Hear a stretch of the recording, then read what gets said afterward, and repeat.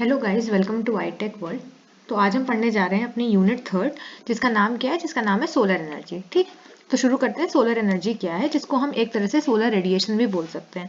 तो solar radiation क्या होता है? सोलर रेडिएशन को हम सोलर रिसोर्स बोलते हैं, जो कि क्या होते हैं? जो होते हैं electromagnetic radiation emitted by the sun. मतलब जो रेडिएशन हमें जो सन एमिट कर रही है, किसके फॉर्म में? इलेक्ट्रोमैग्नेटिक रेडिएशन के फॉर्म में। इसी रेडिएशन को हम लोग क्या कहते हैं? इसी रेडिएशन को हम सोलर रेडिएशन कहते हैं। ठीक है, तो इसके अंदर हम क्या पढ़ेंगे? हमने सोलर रेडिएशन पढ़ा, उसके बाद हम सोलर एनर्जी को पढ़ेंगे। तो सोलर रेडिएशन क्या है? सोलर रेडिएशन को हम सोलर रिसोर्स भी बोलते हैं, जो कि क्या होता है? Electromagnetic radiation emitted by the sun. ठीक, अब सोलर रेडिएशन हम क्यों कैप्चर करना चाह रहे हैं कि हमें सोलर रेडिएशन चाहिए क्यों? तो solar radiation can be captured and turned into useful forms of energy such as heat and electricity. तो जो सोलर रेडिएशन हम लोग इसीलिए कैप्चर कर रहे हैं ताकि ये जो रेडिएशन है इसको हम स्टोर करके इसको अलग अलग फॉर्म्स ऑफ एनर्जी में कन्वर्ट कर पाए। अब हम इसको कन्वर्ट क्यों कर रहे हैं? हम इसको इसलिए कन्वर्ट कर रहे हैं ताकि हम इसको इलेक्ट्रिसिटी प्रिपेयर करने में यूज कर सकें। इलेक्ट्रिसिटी को जनरेट करने में हम सोलर एनर्जी का यूज करते हैं या फिर रेडिएशन का, इसीलिए इसको हम कैप्चर करते हैं। ठीक है, अब आता है अगला टॉपिक, जो कि है सोलर एनर्जी। तो सोलर एनर्जी क्या है? वही एनर्जी जो हमें सन से मिल रही है, वो है सोलर एनर्जी। ठीक है, तो ये क्या है? ये एक clean, cheap and abundantly available renewable energy है। इसका मतलब क्या है? क्लीन क्यों है? क्योंकि यहाँ पर किसी तरह का पॉल्यूशन क्रिएट नहीं हो रहा है, सन से हमें डायरेक्टली एनर्जी मिल रही है। ठीक है, चीप क्यों है? क्योंकि रीडली अवेलेबल है, हमें सन से डायरेक्टली एनर्जी मिल रही है, हमें इसमें कोई पैसा नहीं खर्च करना पड़ रहा है, तो ये चीप हो गया। अबंडेंटली अवेलेबल है क्योंकि बहुत ज्यादा अमाउंट ऑफ एनर्जी मेरी सोलर सन जो है वो एमिट करती है, इसीलिए अबंडेंटली अवेलेबल है। रेन्यूएबल एनर्जी का मतलब क्या है? रेन्यूएबल एनर्जी का मतलब है एक ऐसी एनर्जी जो कि हम इसको मल्टीपल टाइम्स यूज कर सकते हैं इलेक्ट्रिसिटी बनाने में। मतलब एक बार अगर इसको हमने यूज कर लिया तो हम इसको दोबारा यूज कर सकते हैं, ये कभी खत्म नहीं होगी। जैसे कि कोल है, जैसे कोल क्या होता है? नॉन रिन्यूएबल है, तो कोल को हमने अगर यूज कर लिया तो हम इसको दोबारा इलेक्ट्रिसिटी के जनरेशन में नहीं यूज कर सकते। लेकिन ये जो केस है ये सोलर एनर्जी के साथ नहीं होता है, क्योंकि सोलर एनर्जी एक रिन्यूएबल सोर्स ऑफ एनर्जी है और इसको हम बार बार यूज कर सकते हैं। ठीक, इसको हम कैसे यूज कर सकते हैं? इसको हम यूज कर सकते हैं, इसको डायरेक्ट कन्वर्ट कर ले फ्यूल में फोटोसिंथेसिस के थ्रू, या फिर इसको इलेक्ट्रिसिटी में कन्वर्ट कर दे, जो मैंने बताया किस प्रोसेस के थ्रू? बाय फोटोवोल्टेक, जो कि बहुत इंपॉर्टेंट टॉपिक है इस यूनिट का, सोलर से, जो हम लोग आगे पढ़ेंगे। ठीक है, अब ये सोलर एनर्जी के मेरिट्स क्या है? जैसे मैंने बताया कि चीपर होता है, इसकी इनिशियल कॉस्ट बहुत कम होती है और क्लीन है और चीप है। डीमेरिट्स क्या होगा? डीमेरिट्स ये हो गया कि सन जो है वो सुबह अवेलेबल होता है ना, तो नाइट्स के टाइम पे ये जो सोलर एनर्जी के जो इक्विपमेंट्स होते हैं ये काम करना, जैसे सोलर पैनल हो गया, ये सब नाइट के टाइम में नहीं काम करते हैं और क्लाउडी डे में भी काम नहीं करते हैं, तो ये इसका क्या हो गया? ये इसका डीमेरिट हो गया। ठीक, अब आता है मेरा टाइप्स ऑफ सोलर रेडिएशन, कि सोलर रेडिएशन किस किस टाइप के हैं। तो दो तरीके के होते हैं, एक होता है एक्स्ट्रा टेरेस्ट्रियल और एक होता है टेरेस्ट्रियल। एक्स्ट्रा टेरेस्ट्रियल का मतलब क्या है? एक ऐसा रेडिएशन जो कि एटमॉस्फेयर के एब्सेंस में रिसीव हो, है ना, क्योंकि सन से जो रेज आ रही है, रेडिएशन जो आ रही है वो हमें रिसीव हो रही है, तो अगर वो एटमॉस्फेयर के एब्सेंस में रिसीव होगा तो उसको क्या बोलेंगे? Extra terrestrial. और अगर वहां पर जो एटमॉस्फेयर है वो प्रेजेंट होगा तो उसको बोलेंगे टेरेस्ट्रियल। या फिर सिंपल भाषा में, जो रेडिएशन हमें सन से हमें मिल रहा है अर्थ के सरफेस पे, उसको हम टेरेस्ट्रियल बोलते हैं, और उसके अलावा जो रेडिएशन होता है उसको हम लोग क्या बोलते हैं? Extra terrestrial. ठीक, अब आता है इसमें कुछ टर्म्स जो कि सोलर रेडिएशन में यूज होती हैं। जैसे कि सबसे पहला टर्म आता है बीम रेडिएशन। बीम का मतलब क्या है? बीम का मतलब है कि कहीं पर ये बहुत ज्यादा इंटेंस होती है, तो बीम रेडिएशन को हम किसे डिनोट करते हैं? आईबी से। और ये क्या होती है? Radiation receive on earth surface without change in direction. तो जो भी रेडिएशन हमें सन से अपने सरफेस पे मिल रही है, अगर उसके डायरेक्शन पे कोई चेंज नहीं है तो वो क्या हो गया? वो हो गया बीम रेडिएशन। ठीक, और डिफ्यूज रेडिएशन दूसरी कैटेगरी होती है, जिसको हम डिनोट करते हैं आईडी से। तो इसमें क्या था? ये डायरेक्ट पाथ था, मतलब यहाँ पर कोई डायरेक्शन का चेंज नहीं हो रहा, तभी इसको बीम रेडिएशन बोल रहे थे। डिफ्यूज रेडिएशन में क्या होगा? यहाँ पर जो उसका डायरेक्शन है बीम का वो चेंज हो जाएगा, रेडिएशन का जो डायरेक्शन है वो चेंज हो जाएगा। क्यों चेंज होगा? क्योंकि जो रेडिएशन है जब वो अर्थ सरफेस तक आएंगे तो रास्ते में वो स्कैटर्ड होंगे, किससे? एरोसोल और डस्ट पार्टिकल से। तो जो डस्ट पार्टिकल्स और जो एरोसोल्स हैं वो उन रेडिएशंस को के साथ क्या करेंगे? उन रेडिएशन के साथ स्कैटरिंग का जो प्रोसेस होता है वो करेंगे, इसीलिए यहाँ पर डायरेक्शन जो है वो चेंज हो जाएगा। ठीक, और सिंपल से टोटल रेडिएशन क्या हो जाएगा? Beam radiation plus diffuse radiation. तो ये मेरा क्या हो गया? टोटल रेडिएशन, जिसको हम लोग क्या बोलते हैं? इंसोलेशन बोलते हैं। ठीक है, अब आता है डायरेक्ट रेडिएशन और डिफ्यूज रेडिएशन में डिफरेंस। डायरेक्ट रेडिएशन क्या है? वही जो मैंने बताया, बीम रेडिएशन, उसको हम लोग डायरेक्ट भी बोलते हैं क्योंकि वो डायरेक्टली आता है अर्थ सरफेस पे, उस पर कोई तरह का स्कैटरिंग नहीं होती है। ठीक है, तो पहला डिफरेंस क्या हो गया? डेफिनेशन। अब ये क्वेश्चन में क्यों करा रही हूँ? क्योंकि ये क्वेश्चन पेपर में आ चुका है। ठीक, दूसरा क्या हो गया? दूसरा हो गया it has unique path. Unique path क्यों? क्योंकि वो डायरेक्टली मेरे अर्थ सरफेस पे आ रहा है, उस पर कोई, उसके डायरेक्शन में कोई चेंज नहीं हो रहा है। दूसरा क्या है? इसका यूनिक पाथ नहीं होगा। सिंपल है। फिर है most intense at one spot. क्यों ज्यादा इंटेंस होगा? क्योंकि ये जो सन से एकदम डायरेक्टली किसी स्पॉट पे आ रहा है ना, इसका डायरेक्शन तो चेंज हो नहीं रहा, तो ये एक स्पॉट पे बहुत ज्यादा इंटेंस होता है और यहाँ पर ऐसा कोई फिनोमेना नहीं होता है। फिर चौथा क्या है? Least amount of atmosphere to travel. इस ये जितना भी एटमॉस्फेयर ट्रैवल करता है ये बहुत कम अमाउंट ऑफ एटमॉस्फेयर ट्रैवल करता है क्योंकि यहाँ पर स्कैटरिंग की प्रोसेस नहीं होती है। और फोर्थ वाला इसमें है कि ये ज्यादा अमाउंट ऑफ एटमॉस्फेयर ट्रैवल करता है क्योंकि यहाँ पर बहुत ज्यादा स्कैटरिंग होती है। ठीक, अब कुछ सोलर रेडिएशन ज्योमेट्री के कुछ कॉन्सेप्ट्स आते हैं, कुछ टर्म्स आते हैं, सबको पढ़ने की जरूरत नहीं है, इंपॉर्टेंट वाले मैंने यहाँ पर समझा दिए। सबसे पहला होता है जेनिथ एंगल। जेनिथ एंगल क्या है? जेनिथ एंगल को हम लोग थीटा जेड से डिनोट करते हैं। तो ये एक वर्टिकल एंगल होता है, किसके बीच में? सन की जो रेज आ रही है उसके बीच में, और एक ऐसी लाइन जो कि परपेंडिकुलर है हॉरिजॉन्टल प्लेन से। ठीक है, तो ये एक वर्टिकल एंगल है किसके बीच में? जो सन की रेज आ रही है उसके बीच में, और एक ऐसी लाइन जो कि किसके परपेंडिकुलर है? जो सन है उसके हॉरिजॉन्टल प्लेन के। तो उसको हम लोग क्या बोलते हैं? उस एंगल को हम लोग बोलते हैं जेनिथ एंगल। ठीक, फिर आता है सरफेस एजिमुथ एंगल, जिसको हम लोग गामा से डिनोट करते हैं। तो सरफेस एजिमुथ एंगल क्या है? It is the angle in the, अब ये जो एंगल होता है ये हॉरिजॉन्टल प्लेन में होता है। किसके बीच में होता है? एक ऐसी लाइन जो कि साउथ में है, और हॉरिजॉन्टल प्रोजेक्शन किसका? नॉर्मल का इंसिडेंट प्लेन सरफेस में, मतलब जो मेरा प्लेन सरफेस है उस पर जो नॉर्मल का जो प्रोजेक्शन होगा ना वो भी हॉरिजॉन्टल प्रोजेक्शन। ये याद रखना, ये जो हॉरिजॉन्टल प्रोजेक्शन होगा मेरे नॉर्मल का इस इंसिडेंट प्लेन सरफेस में, उसका एंगल, और मेरी लाइन जो कि साउथ में है उसके बीच का एंगल सरफेस एजिमुथ एंगल होता है। ठीक, फिर आता है डेक्लिनेशन एंगल। अब डेक्लिनेशन एंगल क्या होता है? डेक्लिनेशन एंगल को हम डेल्टा से, डेल या इसको बोल सकते हो, डेल से शो करते हैं। और ये एंगल क्या है? It is the angle made by the line joining the centres of the sun and the earth. ठीक है, तो हम लोग यहाँ पर क्या करेंगे? हम लोग एक ऐसा ये एंगल होता है जो कि कैसे फॉर्म होता है? जो कि एक लाइन से बनता है। उस लाइन कैसे बनती है? वो लाइन बनती है सन और अर्थ के सेंटर को जोड़ के। तो हमने सन और अर्थ के सेंटर को जोड़ के एक हमने लाइन बनाई। इस लाइन का जो एंगल है वो, और इसका प्रोजेक्शन किस पे? इक्वेटोरियल प्लेन पे जो इसका प्रोजेक्शन होगा वो, तो वो जो एंगल बनेगा उसको हम डेक्लिनेशन एंगल बोलेंगे। ठीक है, तो इन तीनों में से जो मुझे सबसे ज्यादा लगता है कि पेपर में आ सकता है वो जेनिथ एंगल होगा। इसके अलावा मुझे नहीं लगता कि इसमें से कोई एंगल आएगा, लेकिन हाँ सिलेबस में था तो मैंने बता दिया।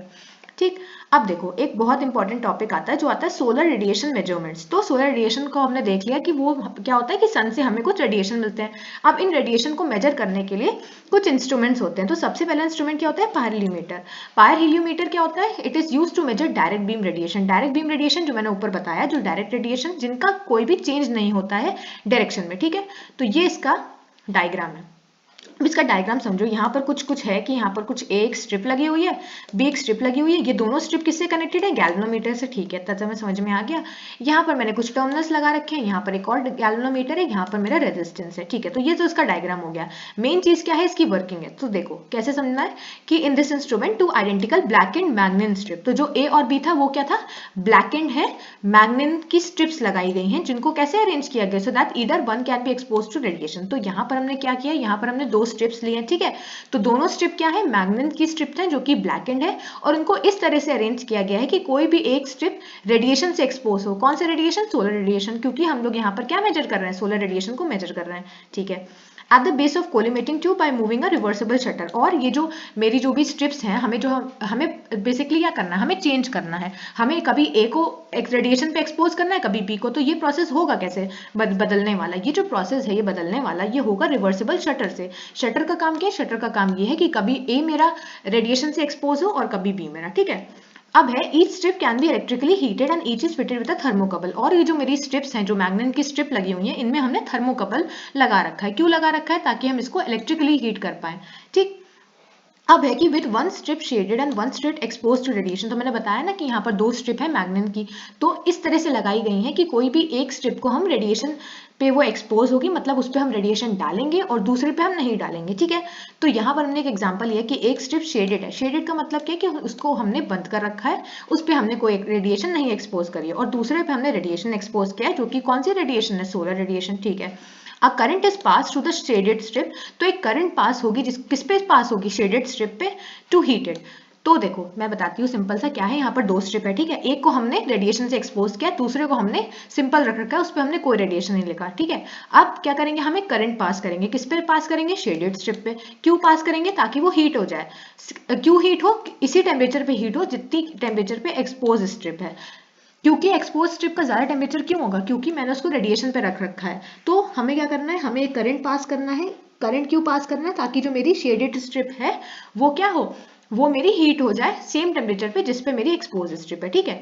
अब क्या होगा, when there is no difference in the temperature, जब टेम्परेचर का कोई डिफरेंस नहीं होगा दोनों की स्ट्रिप में, तो जो इलेक्ट्रिकल एनर्जी है मेरी शेडेड स्ट्रिप से जो हमने पास करा था करंट, वो किसके इक्वल होनी चाहिए, वो सोलर रेडिएशन के इक्वल होनी चाहिए, ठीक है। तो solar radiation is then determined, अब सोलर रेडिएशन हम लोग निकाल कैसे रहे, is then determined by equating the electrical energy जो मेरी शेडेड स्ट्रिप की है उसको हम इक्वेट करेंगे किसके साथ, product of incident solar radiation, किस पे सोलर रेडिएशन इंसिडेंट हुआ है, मेरी एक्सपोज्ड वाली पे, जो भी मेरी स्ट्रिप का एरिया है वो, और मेरी एब्जॉर्बेंस, ठीक है। उसके बाद क्या होगा, एक प्रोसेस मेरा हो गया, ठीक है। अगले प्रोसेस में क्या होगा कि जिस स्ट्रिप पे हमने रेडिएशन को एक्सपोज किया था उसको हम चेंज कर देंगे, उसको हम शेडेड बना देंगे। So then the position of the shutter is reverse, interchanging the electrical and the radiation heating and the second value is determined. तो वहां से मुझे पहली वैल्यू मिली, दूसरे पे हमने इंटरचेंज कर दिया, वहां से मैं दूसरी वैल्यू मिली। तो इस तरह से मेरा सबसे पहला जो है पार हेलियोमीटर से कैसे हम सोलर रेडिएशन को मेजर करते हैं वो खत्म होता है, ठीक। अब आता है पायरोनोमीटर। पायरोनोमीटर क्या है, पायरोनोमीटर एक और दूसरा समझ लो, ठीक है। तो ये कैसे होता है, pyranometer is use for the measurement of global solar radiation, मतलब जो मेरी टोटल सोलर रेडिएशन है, मतलब कि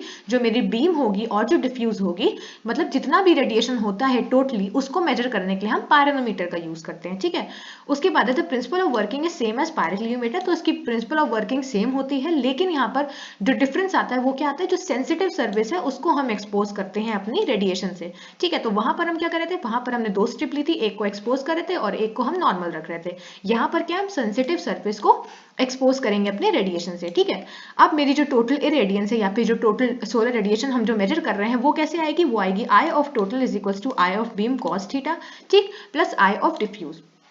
तो यहाँ पर जो कॉस थीटा है, ये जो थीटा एंगल है वो क्या है, जेनेट एंगल, और जेनेट एंगल हमें पता है, हमने पहले पढ़ लिया है, ठीक। और ये है मेरा पायरोनोमीटर का डायग्राम, देख लो ऐसे करके पायरोनोमीटर है। यहाँ पर मैंने थर्मोकपल लगा रखा है, ये वाला जो बना हुआ है, ये मेरा एक प्रोटेक्टिव लेंस है ताकि जो सोलर रेडिएशन है वो इस जो मेरा अपरेटस है उसको ज्यादा हार्म ना पहुंचाए, क्योंकि उसकी इंटेंसिटी बहुत ज्यादा होती है। यहाँ पर मेरी लगी है एक ब्लैक बॉडी, ठीक, ये है मेरे वोल्टेज आउटपुट टर्मिनल, और ये मेरा पूरा पायरोनोमीटर का स्ट्रक्चर है, ठीक। अब आता है फोटोवोल्टिक इफेक्ट, लेकिन फोटोवोल्टिक इफेक्ट को पढ़ने से पहले यहाँ पर हम पढ़ने जा रहे हैं बेसिक फिजिक्स ऑफ सेमीकंडक्टर्स, क्योंकि जो मेरा फोटोवोल्टिक इफेक्ट वो हमें ज्यादा अच्छे से जानना था, तो हमें पता चले, तो हमें समझना पड़ेगा कि सेमीकंडक्टर्स क्या होते हैं, उसमें पीएन जंक्शन क्या होता है, तभी हम फोटोवोल्टिक इफेक्ट को ज्यादा अच्छे से समझ पाएंगे, ठीक है। तो बेसिक फिजिक्स ऑफ सेमीकंडक्टर्स, तो सेमीकंडक्टर्स क्या है, सेमीकंडक्टर मटेरियल जैसे कि सिलिकॉन होते हैं, तो सिलिकॉन मेरा एक सेमीकंडक्टर मटेरियल है, जर्मेनियम है और गैलियम आर्सेनाइड है। तो ये मेरे सिलिकॉन, जर्मेनियम, गैलियम आर्सेनाइड ये बहुत ज्यादा यूज करने वाले सेमीकंडक्टर मटेरियल्स हैं। इससे और भी ज्यादा होते हैं, लेकिन अभी के लिए इतना जान लो कि ये 3 होते हैं, ठीक है।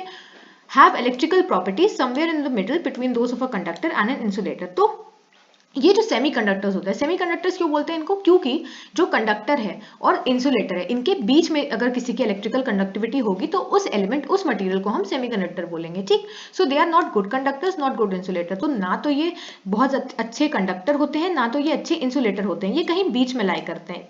तो इसीलिए अगर ये बीच में लाई करते हैं तो इसको हम क्या बोलते हैं, सेमीकंडक्टर बोलते हैं, ठीक है। So the ability of a semiconductor to conduct electricity can be greatly improved by, अब ये जो सेमीकंडक्टर्स होते हैं, अगर हम इंट्रिंसिक की बात करें, अब इंट्रिंसिक का मतलब क्या है, इंट्रिंसिक देखो सेमीकंडक्टर वो होते हैं जो कि प्योर स्टेट में होते हैं। तो अगर हम एक नॉर्मल सेमीकंडक्टर लाएं सिलिकॉन का और हम उसको देखें तो उसकी जो इलेक्ट्रिकल कंडक्टिविटी होगी या फिर जो इलेक्ट्रिसिटी को कंडक्ट करने की जो उसकी कैपेसिटी होगी वो बहुत कम होगी, तो उसको हम इंप्रूव करेंगे, है ना, क्योंकि हमें उसकी इलेक्ट्रिसिटी को इंप्रूव करना है। तो कैसे इंप्रूव करते हैं, उसको इंप्रूव करने के लिए हम उस पर रिप्लेस करेंगे या फिर हम उसमें ऐड करेंगे कुछ डोनर या फिर एक्सेप्टर एटम्स। तो हम क्या करेंगे, हमने अगर प्योर सेमीकंडक्टर लाएंगे तो उसकी इलेक्ट्रिसिटी की जो कंडक्शन की कैपेसिटी होगी वो बहुत कम होती है। तो उसको इंप्रूव करने के लिए हम क्या करते हैं, हम कुछ डोनर या फिर एक्सेप्टर एटम्स को ऐड करते हैं, ठीक है। तो इससे क्या होगा, इससे होगा कि ज्यादा इलेक्ट्रॉन्स बनेंगे या फिर ज्यादा होल्स बनेंगे, या फिर उल्टा भी हो सकता है। तो इससे क्या होगा कि इस पूरे प्रोसेस को हम लोग क्या कहते हैं, इस पूरे प्रोसेस को हम डोपिंग कहते हैं, that is by adding a small percentage of another element. क्योंकि हम क्या कर रहे हैं, हम सिलिकॉन या फिर जर्मेनियम में किसी और एलिमेंट का कुछ पोर्शन डाल रहे हैं। बेस मटेरियल क्या हो गया, बेस मटेरियल मेरा सिलिकॉन या फिर जर्मेनियम हो गया, ठीक। तो हमने क्या किया, सिलिकॉन या जर्मेनियम दिया, उसमें हमने कुछ एलिमेंट डाल दिए, क्यों डाले, ताकि उसकी जो कंडक्टिविटी है वो बढ़ जाए, ठीक। और इसी प्रोसेस को हम लोग क्या कहते हैं, the process of adding donor और acceptor atoms to produce to pure semiconductor is doping. तो इसी प्रोसेस को जो हम ऐड कर रहे हैं ताकि मेरी जो सेमीकंडक्टर है उसकी जो वो है कंडक्टिविटी है, इलेक्ट्रिकल कंडक्टिविटी है वो बढ़ जाए, इस प्रोसेस को हम लोग कहते हैं डोपिंग, ठीक। तो सेमीकंडक्टर क्या होगा, सेमीकंडक्टर होगा जिनकी इलेक्ट्रिकल कंडक्टिविटी किसके बीच में है, कंडक्टर और इंसुलेटर के बीच में। ये जो प्योर स्टेट में होते हैं, ज्यादा कंडक्टिंग नहीं होते हैं, तो इनको ज्यादा कंडक्टिंग बनाने के लिए हम इनमें कुछ इंप्योरिटीज ऐड करते हैं। इन इंप्योरिटीज को, इन एलिमेंट्स को हम लोग क्या कहते हैं, इस प्रोसेस को हम लोग कहते हैं डोपिंग, और जो हम ऐड करते हैं उसको बोलते हैं डोपेंट। ठीक, अब इसमें आते हैं दो सेमीकंडक्टर्स जो होते हैं इंट्रिंसिक और एक्सट्रिंसिक सेमीकंडक्टर्स। अब देखो इंट्रिंसिक का डायग्राम कुछ कुछ ऐसा दिखता है, तो बता देती हूँ। देखो इंट्रिंसिक सेमीकंडक्टर क्या है, इसको हम प्योर सेमीकंडक्टर बोलते हैं या फिर अनडोप सेमीकंडक्टर बोलते हैं। ठीक है, तो मैंने जो अभी बताया कि जो प्योर स्टेट में हो गया वो मेरा इंट्रिंसिक हो गया। तो यहाँ पर मेरा सिलिकन है, सिलिकन का एग्जाम्पल लिया गया। तो सिलिकन के आउटर मोस्ट शेल पे याद रखना कि 4 इलेक्ट्रॉन्स होते हैं। ठीक है, तो यहाँ पर कितना है, 1 2 3 और ये हो गया 4। अब इस वाले सिलिकन के लिए इस वाले सिलिकन का एग्जांपल लो, तो यहाँ पर कितना हो गया, 1 2 3 और 4। तो इसने क्या किया, इसने इस वाले सिलिकन के साथ ये एक बॉन्ड फॉर्म कर लिया। ये बॉन्ड कौन सा होगा, ये बॉन्ड होगा कोवेलेंट बॉन्ड। ठीक, उसके बाद इस वाले सिलिकन ने इसके साथ एक बॉन्ड फॉर्म करे। तो ये तो एक नॉर्मल स्ट्रक्चर हो गया जो हमारा एक इंट्रिंसिक सेमीकंडक्टर का होता है। तो ये समझना कि प्योर सेमीकंडक्टर को हम इंट्रिंसिक बोल रहे हैं। जो मेन कैच है यहाँ पर, जो मेन इंपॉर्टेंट आता है वो आता है एक्सट्रिंसिक सेमीकंडक्टर। एक्सट्रिंसिक का मतलब क्या है, वही जो हम लोग ऐड करे थे ना कि प्योर सेमीकंडक्टर में हम ऐड करे थे कुछ डोपेंट या फिर कुछ इंप्योरिटीज ताकि उसकी इलेक्ट्रिकल कंडक्टिविटी बढ़ सके, तो इसी को हम कहते हैं एक्सट्रिंसिक सेमीकंडक्टर। ठीक है, और एक्सट्रिंसिक सेमीकंडक्टर्स जो होते हैं जिनमें हम कुछ इंप्योरिटीज ऐड कर रहे हैं वो दो तरीके से होते हैं। एक होता है एन टाइप सेमीकंडक्टर और एक होता है पी टाइप सेमीकंडक्टर। अब देखो एन टाइप क्या होता है, एन टाइप का मतलब है कि इसमें हम क्या कर रहे हैं, हम पेंटावेलेंट इंप्योरिटी याद रख रहे हैं। अब इसमें क्या होता है कि ज्यादातर भूल जाते हैं एग्जाम में, क्योंकि एन से मतलब लगता है कि एन से कि जैसे यहाँ पर है ना पी, तो लोग सोचते हैं कि पी है तो पेंटावेलेंट ऐड करोगे, तो याद रखना कि ये ऑपोजिट होता है। पी में हम ट्राइवेलेंट ऐड करते हैं और एन है तो हम पेंटावेलेंट ऐड करते हैं। ठीक है, तो एन टाइप सेमीकंडक्टर में हम क्या करते हैं, पेंटावेलेंट इंप्योरिटी को ऐड करते हैं। पेंटावेलेंट का मतलब क्या है, पेंटावेलेंट का मतलब है एक ऐसी इंप्योरिटी जिसके आउटर मोस्ट शेल में कितने इलेक्ट्रॉन्स होंगे, जिसमें 5 इलेक्ट्रॉन्स होंगे। ठीक है, जैसे कि आर्सेनिक, एंटीमनी। तो ये हम ऐड करते हैं अभी प्योर सेमीकंडक्टर में। क्यों ऐड करते हैं, क्योंकि ताकि हमारी इलेक्ट्रिकल कंडक्टिविटी है वो बढ़ जाए। ठीक है, तो जो रिजल्टिंग सेमीकंडक्टर बनेगा वो क्या होगा, एन टाइप सेमीकंडक्टर। और यहाँ पर जो मैंने डोनर फ्री इलेक्ट्रॉन लिखा है ये मैं डायग्राम से समझाती हूँ। देखो ये क्या है मेरा, ये मेरा एन टाइप है। देखो यहाँ पर सिलिकन है। ठीक है, इन लोगों ने फॉस्फोरस का मैंने एग्जांपल लिया, वहां पर आर्सेनिक भी डाल सकते हो। तो फॉस्फोरस के आउटर मोस्ट शेल में 5 इलेक्ट्रॉन है। ठीक है, तो इसका ये इलेक्ट्रॉन एक ये हो गया, एक वाला ये हो गया, तीसरा ये, चौथा ये। ठीक है, तो एक इसने इसके साथ बॉन्ड बना लिया सिलिकन के साथ, एक इसके साथ बना लिया, एक इसके साथ, एक इसके साथ। ठीक है, लेकिन ये इलेक्ट्रॉन तो बच गया ना, क्योंकि इसके पास 5 इलेक्ट्रॉन होते हैं, 1 2 3 4, 4 तो बॉन्ड में चले गए क्योंकि सिलिकन के आउटर मोस्ट शेल में 4 होते हैं। ठीक है, तो इसने कोवेलेंट बॉन्ड बना लिया, लेकिन ये जो इलेक्ट्रॉन बचा है ना, ये फ्री इलेक्ट्रॉन हमें मिल गया है क्योंकि ये किसी के साथ बॉन्ड नहीं बनाएगा। तो ये फ्री इलेक्ट्रॉन इसकी कंडक्टिविटी को बढ़ाएगा, और ये फ्री इलेक्ट्रॉन तभी इसको डोनर इंप्योरिटी कहते हैं। डोनर क्यों कहते हैं, क्योंकि ये जो हमने इंप्योरिटी डाली है ना, ये एक फ्री इलेक्ट्रॉन ला रहा है, डोनेट कर रहा है एक तरह से किसको, प्योर सेमीकंडक्टर को। यहाँ पर के एग्जांपल में सिलिकन को डोनेट कर रहा है एक फ्री इलेक्ट्रॉन, इसीलिए इसको डोनर इंप्योरिटी कहते हैं क्योंकि ये दे रहा है। ठीक, और इसकी इलेक्ट्रिकल कंडक्टिविटी को बढ़ा रहा है। ठीक है, अब उसी तरह से पी टाइप सेमीकंडक्टर इसका जस्ट ऑपोजिट है। पी का मतलब क्या है, पी टाइप में क्या होगा, हम ट्राइवेलेंट इंप्योरिटी को ऐड करेंगे। ट्राइवेलेंट मतलब एल्यूमिनियम, बोरॉन या फिर इंडियम। इसको ट्राइवेलेंट क्यों बोलते हैं, क्योंकि इसके आउटर मोस्ट शेल में कितने इलेक्ट्रॉन्स होते हैं, 3 होते हैं। और ये जो सेमीकंडक्टर बनेगा उसको हम पी टाइप बोलेंगे। अब यहाँ पर, वहां पर डोनर था, यहाँ पर एक्सेप्टर होगा और होल होगा। देखो कैसे, ये है मेरा पी टाइप का एक एग्जाम्पल। ठीक है, देखो ये है मेरा पूरा। देखो यहाँ पर मैंने जर्मेनियम लगा रखा है, यहाँ पर जर्मेनियम का एग्जाम्पल लिया गया है।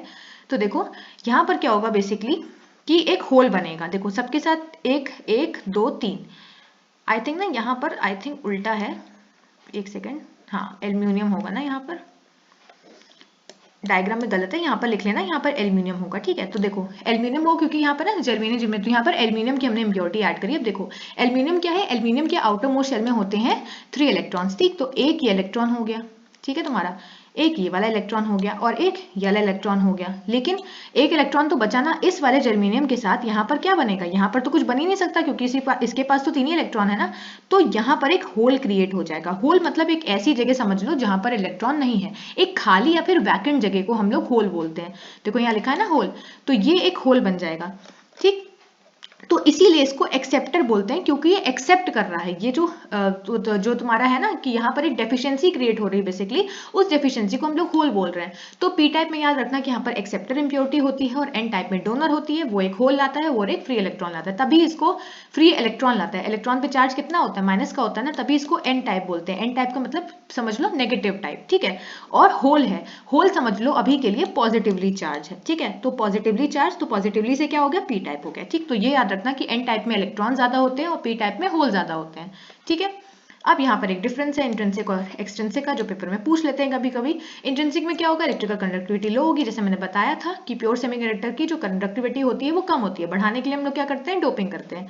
एक्सट्रिंसिक में ज्यादा होती है, क्यों होती है, क्योंकि हम डोपिंग कर रहे हैं। यहाँ पर नंबर ऑफ फ्री इलेक्ट्रॉन्स जो होंगे वो इक्वल होंगे नंबर ऑफ होल्स के, लेकिन यहाँ पर इलेक्ट्रॉन ज्यादा होंगे एन टाइप में और पी टाइप में कम होंगे। अब यहाँ पर क्या लिखा है, number of free electrons in conduction band and valence band, ये हम लोग जब आगे पढ़ेंगे तब हम समझेंगे। लेकिन एक चीज समझ लो कि दो तरह के बैंड्स होते हैं, नीचे होता है मेरा वैलेंस बैंड, ठीक है, और ऊपर जो मेरा होता है दो बैंड्स होते हैं, ये होते हैं मेरे कंडक्शन बैंड, ठीक है। यहाँ पर मेरे इलेक्ट्रॉन्स और होल्स होते हैं, इनके बीच में जो डिस्टेंस होता है उसको समझ लो कि वो बैंड गैप होता है, कि बैंड गैप है। बेसिकली इन दोनों बैंड्स के बीच में जो गैप होगा उसको बैंड गैप बोलेंगे। किसी भी इलेक्ट्रॉन को अगर यहाँ से यहाँ पर जाना है तो उसको इस बैंड गैप को वो करना पड़ेगा, मतलब क्या कर सकते हैं हम, कॉन्कर करना पड़ेगा, मतलब इतने बैंड गैप को उसको कवर करके जाना पड़ेगा, ठीक है। तो कंडक्शन बैंड में क्या होता है, कंडक्शन बैंड में होते हैं इलेक्ट्रॉन्स, और वैलेंस बैंड में क्या होते हैं, होल्स होते हैं। क्योंकि ये जो इलेक्ट्रॉन्स है ना, ये जब चले जाते हैं, समझो कि ये इलेक्ट्रॉन्स है मेरे वैलेंस बैंड में, अगर ये चला गया तो ये यहाँ पर एक होल क्रिएट करेगा ना। वही चीज यहाँ पर लिखी है कि नंबर ऑफ फ्री इलेक्ट्रॉन मेरे कंडक्शन बैंड में होंगे, और जो पीछे छूट जाएगा वैलेंस बैंड में, एक खाली जगह छूट गई, इस खाली जगह को हम लोग होल्स बोल रहे हैं, ठीक है। तो यहाँ पर इक्वल होते हैं और एन टाइप में ज्यादा होते हैं इलेक्ट्रॉन्स, और पी टाइप में उसका उल्टा होता है, ठीक। अब आता है मेरा generation and recombination in semiconductor. तो जनरेशन का मतलब क्या है, जनरेशन मतलब कुछ चीज बन रही है, कोई चीज जनरेट हो रही है। क्या चीज जनरेट हो रही है वो समझो। देखो जनरेशन क्या है, the process whereby electrons and holes are created. तो जनरेशन के प्रोसेस में जो इलेक्ट्रॉन्स हमने बात करी है, जो होल्स बात करी, उसका क्या हो रहा है, उसका जनरेशन हो रहा है, ठीक है। रिकॉम्बिनेशन में क्या होगा, रिकॉम्बिनेशन जस्ट उसका ऑपोजिट, कि इसमें क्या होगा, इलेक्ट्रॉन्स और होल्स जो है वो आपस में ही लड़के क्या हो जाएंगे, खत्म हो जाएंगे। तो जनरेशन में क्या हो गया, इलेक्ट्रॉन होल्स बन रहे हैं। रिकॉम्बिनेशन में क्या हो गया, इलेक्ट्रॉन होल्स आपस में ही कोइंसाइड कर रहे हैं, कोलाइड कर रहे हैं बेसिकली, और क्या हो रहे हैं, लॉस्ट हो जा रहे हैं, ठीक। फिर है जनरेशन ऑफ कैरियर्स, जो मैंने बताया कि when electrons in the valence band, जैसे मैंने बताया था कि अभी हम लोग बैंड समझेंगे, तो समझ लो यहाँ पर मेरा वैलेंस बैंड है, यहाँ पर मेरा कंडक्शन बैंड है, ठीक है। तो ये मेरा कंडक्शन बैंड हो गया और ये मेरा बैलेंस बैंड हो गया, ठीक है। तो अब जनरेशन हम समझ रहे हैं कि कैसे जनरेशन ऑफ कैरियर्स हो रहा है, कैसे इलेक्ट्रॉन बन रहे हैं, इलेक्ट्रॉन और होल्स बन रहे हैं। तो इनको कलेक्टिवली क्या बोलते हैं, इसको हम कलेक्टिवली इलेक्ट्रॉन होल्स पेयर बोलते हैं। So when electrons in the valence band, मतलब इसके अंदर जो इलेक्ट्रॉन्स हैं गेट इनफ एनर्जी, मैंने जैसे बताया था ना कि इनके पास उतनी एनर्जी होनी चाहिए ताकि जो बीच में बैंड गैप है इसको ये कॉन्कर कर पाए या फिर इसको ओवरकम कर पाए। तो when electrons in the valence band, जो ये इलेक्ट्रॉन्स हैं इनके पास उतनी एनर्जी हो कि इसको क्रॉस कर लें इसकी बैंड गैप को, then they will absorb this energy, तो वो इस एनर्जी को एब्जॉर्ब करेंगे and jumps into the conduction band. तो उन्होंने क्या किया, इस वैलेंस बैंड से इस कंडक्शन बैंड में जंप लगा दी। The electron which is jumped into a conduction band is called free electron. तो ये जो यहाँ पर जंप हुआ इसको हम फ्री इलेक्ट्रॉन बोलते हैं। और मैंने बताया था ना ये इलेक्ट्रॉन जब जाएगा तब नीचे एक खाली जगह छोड़ के जाएगा, इस खाली जगह को हम लोग क्या बोलेंगे, होल बोलेंगे। वही जो मैंने समझाया वही यहाँ लिखा हुआ है। फिर आता है रिकॉम्बिनेशन। रिकॉम्बिनेशन क्या है, when free electrons in the conduction band falls into a hole in a valence band, then the free electron, देखो इसमें क्या होगा, इसमें जस्ट ऑपोजिट केस हो रहा है। देखो जो तुम्हारा जनरेशन हो रहा था उसमें क्या हो रहा था, इलेक्ट्रॉन यहाँ से यहाँ जा रहा था तो ये होल बन रहा था, तो यहाँ पर इलेक्ट्रॉन बन गया, यहाँ पर होल मिल गया, ठीक है। रिकॉम्बिनेशन में क्या होगा, ये जो होल ऊपर गया है ना, ये होल क्या करेगा, ये नीचे आ जाएगा। तो जब ये नीचे आ जाएगा तो ये इलेक्ट्रॉन और ये होल क्या करेंगे, आपस में कोलाइड कर जाएंगे, और कोलाइड करने के बाद ये जो होल है और ये जो इलेक्ट्रॉन है ये एलिमिनेट हो जाएंगे। एक चीज से समझ लो कि प्लस और माइनस चार्ज आपस में क्या होंगे, खत्म हो जाएंगे। तो यहाँ पर क्या होगा, रिकॉम्बिनेशन, या फिर जो हमारा इलेक्ट्रॉन होल पेयर है वो लॉस्ट हो जाएगा, ठीक है। तो वही चीज यहाँ पर लिखी है, then the free electron and hole gets eliminated. तो इस तरह से मेरा जनरेशन और रिकॉम्बिनेशन का पूरा प्रोसेस होता है, ठीक है। अब आता है पीएन जंक्शन अंडर नो बायस।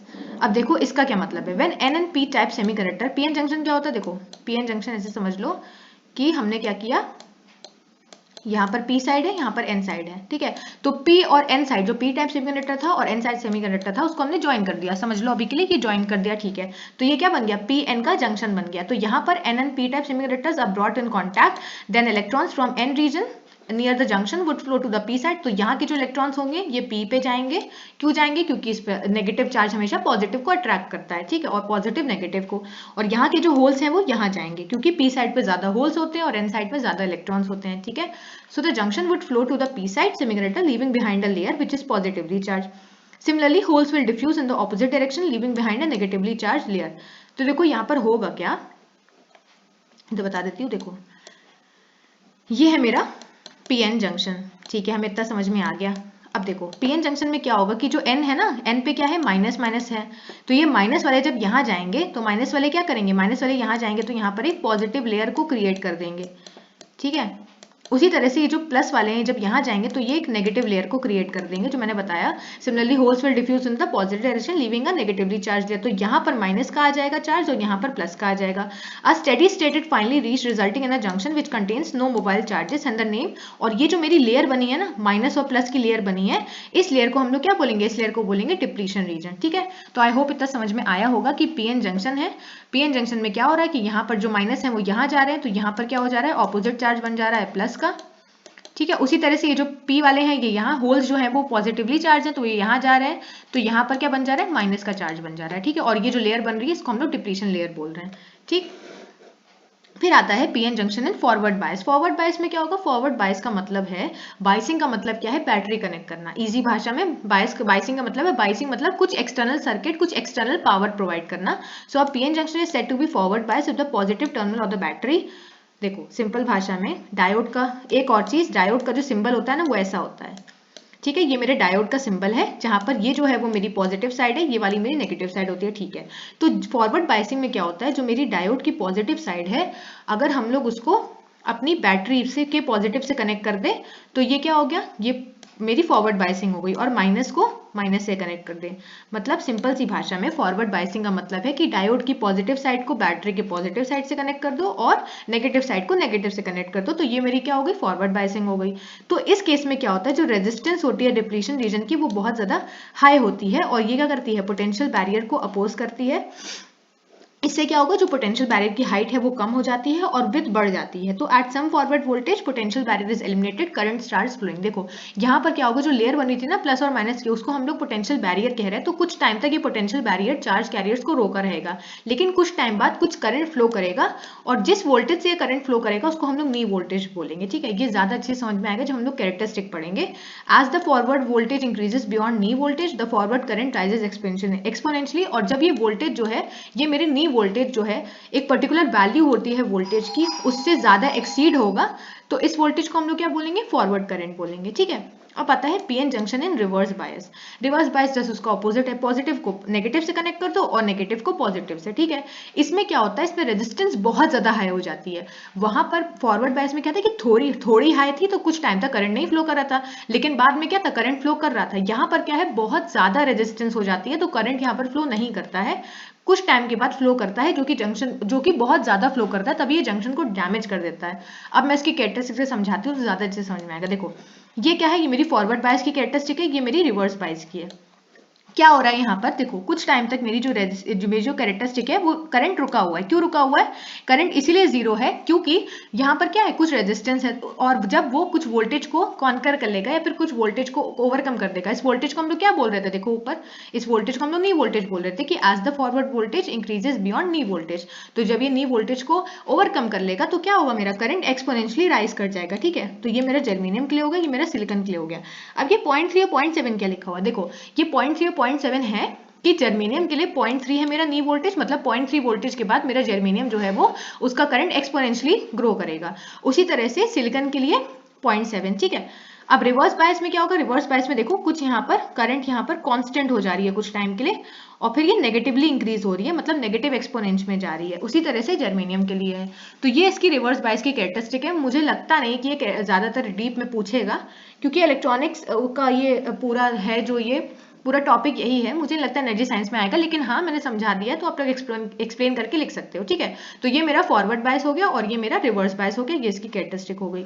अब आता है मोस्ट इंपॉर्टेंट टॉपिक यहाँ का, जो कि है फोटोवोल्टिक इफेक्ट, जो कि 100% आएगा। तो फोटोवोल्टिक इफेक्ट क्या होता है, the effect due to which light energy is converted to electricity, मतलब कि एक ऐसा इफेक्ट जिसमें क्या होगा, जो लाइट एनर्जी है उसको हम लोग इलेक्ट्रिसिटी में कन्वर्ट कर रहे हैं, ठीक है। और यहाँ पर क्या है, कुछ सेमीकंडक्टर्स इंप्लॉय करते हैं, इसलिए इसको फोटोवोल्टिक इफेक्ट कहते हैं।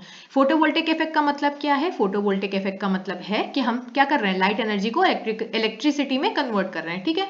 और जो डिवाइस यूज हो रही है मेरी इस काम को करने के लिए, किस काम को करने के लिए, लाइट एनर्जी को लाइट एनर्जी को इलेक्ट्रिसिटी में कन्वर्ट करने के लिए, उस डिवाइस को बेसिकली हम लोग बोलते हैं सोलर सेल। सोलर सेल बोल सकता है या फिर सोलर फोटोवोल्टिक डिवाइस बोल सकता है। तो solar cell is a semiconductor device that converts the light into electrical energy, वही जो मैंने बताया, and the voltage induces the PV cell depends on the intensity of light. तो जो वोल्टेज इंड्यूस होता है मेरी पीवी सेल में या फिर फोटोवोल्टिक सेल में, वो किस पे डिपेंड करता है, मेरी लाइट की इंटेंसिटी पे। कौन सी लाइट की इंटेंसिटी, जो हम लाइट डाल रहे हैं इसके ऊपर, ठीक है। तब इसकी कंस्ट्रक्शन क्या है, इसकी कंस्ट्रक्शन है, यहाँ पर मेरा एन टाइप सिलिकॉन है, यहाँ पर मेरा पी टाइप है, जो मैंने समझा दिया। नॉर्मल केस में क्या होगा, नॉर्मल केस में होगा कि यहाँ से जो p टाइप से क्या होगा, मेरे जो होल्स हैं वो n में जाएंगे और n से जो इलेक्ट्रॉन्स हैं वो p पे जाएंगे, वो सब तो ठीक है, वो तो नॉर्मल केस में था। सोलर सेल में क्या होगा कि हम यहाँ पर कुछ लाइट एनर्जी भी डाल रहे हैं, क्योंकि हमें क्या करना है, हमें लाइट एनर्जी को इलेक्ट्रिसिटी में कन्वर्ट करना है, तो हमने लाइट एनर्जी यहाँ पर डाली।